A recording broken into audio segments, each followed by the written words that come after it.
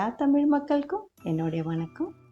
இன்றைக்கி நம்ம கேரளா சமையலில் வாட்டர்மெலன் மில்க் ஷேக் அதோட ரெசிபி தான் பண்ண போகிறது.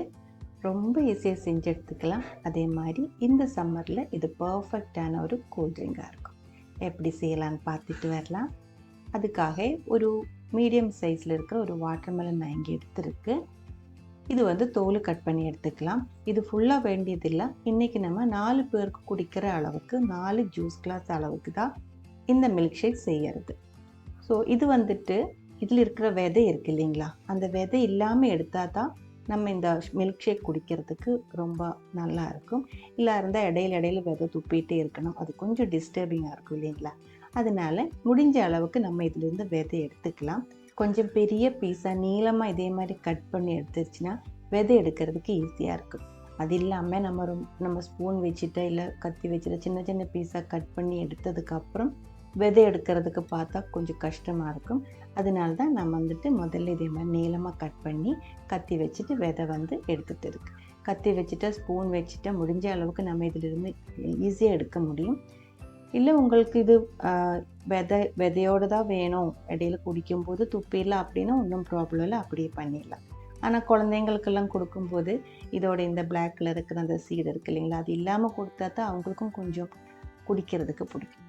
எது உங்களுக்கு பண்ண பிடிக்கிறீங்களோ அதே மாதிரி பண்ணிக்கோங்க. இப்போ நம்ம ஃபுல்லாக விதை எடுத்தாலும் சின்ன பீஸாக கட் பண்ணும்போது 1-2 விதை இடையில் உள்ளே இருக்கும், ஒளிஞ்சிருக்கும். அது நம்ம மேஷ் பண்ணி எடுக்கும்போது வேணா ஸ்பூனில் இருந்து எடுத்து வெளியே விட்டுடலாம். இதே மாதிரி சின்ன பீஸை கட் பண்ணி ஒரு பவுலில் மாற்றிக்கோங்க. ஆல்மோஸ்ட் ஒரு 4 கப் அளவுக்கு இருக்கும். நீங்கள் எடுக்கிற கிளாஸோட அளவு பார்த்துட்டு அதுக்கு தகுந்த மாதிரி வாட்டர்மெலன் கட் பண்ணி எடுத்துக்கோங்க. ஒரு ஸ்பூன் வச்சுட்டு இல்லை இதே மாதிரி ஒரு விஸ்கு வச்சுட்டு நல்லா உடச்சி விட்டுக்கோங்க. நல்லா உடச்சி விடணும். மிக்சியில் அடிக்கக்கூடாது. மிக்சியில் அடித்து இது குடிக்கிறதுக்கு நல்லா இருக்காது. சின்ன சின்ன பீசஸ் அதில் இருக்கணும்.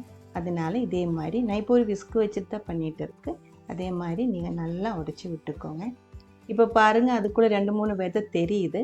வேணா ஸ்பூன் வச்சு எடுத்து வெளியே விட்டுக்கலாம். இப்போது அது அப்படியே இருக்கட்டும். நம்ம கிளாஸ்க்குள்ளே ஊற்றும்போதும் 2-3 பிளாக் எல்லாம் அங்கே இங்கே தெரியும் போது பார்க்குறதுக்கு அழகாக இருக்கும். இது கூடவே 1/4 லிட்டர் அளவுக்கு semi frozen milk. Semi frozen மில்க்குனால் நம்ம ஃப்ரிட்ஜில் வச்சு ஃப்ரீசரில் வச்சு கொஞ்சம் கட்டியாக பண்ணி எடுத்த பால் தான். கல் மாதிரி ஆகி போகக்கூடாது. கொஞ்சம் சாஃப்டாக ஃப்ரீஸ் பண்ணி எடுக்கிற பால் தான். கொஞ்சம் ஐஸாக தான் இருக்கும், ஆனால் கல் மாதிரி இருக்கக்கூடாது. பால் ஊற்றியும் செய்யலாம். பால் ஊற்றி செய்யும்போது நம்ம தனி ஐஸ் க்யூப்ஸ் இன்னும் போட்டு கொடுக்க வேண்டியது இருக்கும். அந்த மாதிரி ஐஸ் க்யூப்ஸ் போடும்போது நம்ம ஷேக் இன்னும் தண்ணி மாதிரி ஆகி போயிடும். அதனால தான் ஃப்ரோசன் மில்க் நம்ம எடுத்துருக்கு. கூடவே 3 டேபிள் ஸ்பூன் ஃபுல்லாகவே மில்க் பவுடர், பால் பவுடர் சேர்த்துக்கோங்க. 1/4 கப் வரைக்கும் சேர்த்துக்கலாம். இது ரெண்டுமே சேர்த்து நல்ல ஒரு டைம் பிளெண்ட் பண்ணி எடுத்துக்கோங்க. நல்லா பிளெண்ட் பண்ணி நம்ம எடுத்து வச்சு வாட்டர்மெலன் ஜூஸுக்குள்ளே ஊற்றி நல்லா கலக்கி விட்டுக்கோங்க. நல்லா மிக்ஸ் ஆகணும். அதுக்கப்புறம் இனிப்பு பாருங்கள், எல்லா வாட்டர்மெலனுமே ஒரே மாதிரி இருக்காது. சிலது இனிப்பு நல்லா இருக்கும், சிலது இனிப்பு கம்மியாக இருக்கும். நம்ம பால் பவுடரும் சேர்த்துருக்கு. இனிப்பு பார்த்துட்டு உங்களுக்கு எவ்வளோ இனிப்பு வேணுமோ அதுக்கு தகுந்த மாதிரி சர்க்கரை சேர்த்துக்கோங்க. இனிப்பு தேவையில்லை அப்படின்னா நீங்கள் அது சேர்க்க வேண்டியதில்லை. கொஞ்சம் சப்ஜா சீட்ஸ் நான் இங்கே ஊற வச்சுருக்கு. சப்ஜா சீட்ஸ் இல்லை அப்படின்னா நீங்கள் சியா சீட்ஸும் எடுத்துக்கலாம். 4 டேபிள் ஸ்பூன் ஃபுல்லாகவே இதுக்குள்ளே சேர்த்துடுறேன். அதுக்கப்புறம் நல்லா ஒரு டைம் கலக்கி விட்டுக்கோங்க. இதுக்கு இங்கே கண்ணூர் சைடில் வத்தக்கா வெல்லம் அப்படின்னு சொல்லிடுவேன். நம்ம வாட்டர்மெலன் இருக்குது இல்லைங்களா, அதுக்கு இங்கே வத்தக்கா இல்லை இருந்தால் பத்தக்கா அந்த மாதிரியில் தான் சொல்கிறது. ஸோ அது கலக்கி எடுக்கிற இந்த தண்ணிக்கு வத்தக்கா வெல்லம் அப்படின்னு தான் சொல்கிறது. ரொம்ப ஈஸியாக நம்ம வாட்டர்மெலன் மில்க் ஷேக் ரெடி பண்ணி எடுத்துருக்கு. உங்களுக்கு இந்த ரெசிபி பிடிச்சிருந்தா கண்டிப்பாக ட்ரை பண்ணி பாருங்கள். அதுக்கப்புறம் உங்களோட கமெண்ட்ஸ் எல்லாம் சொல்லிடுங்க. இந்த சமையல் பிடிக்கிற ஃப்ரெண்ட்ஸுக்கு மறக்காமல் ஷேர் பண்ணி விட்டுக்கோங்க. நீங்கள் இது வரைக்கும் நம்ம சேனலுக்கு கொடுத்துட்ருக்கிற சப்போர்ட்டுக்கு ரொம்ப ரொம்ப நன்றி. உடனே பார்க்கலாம் இன்னும் ஒரு ரெசிபியோட. அது வரைக்கும் வணக்கம்.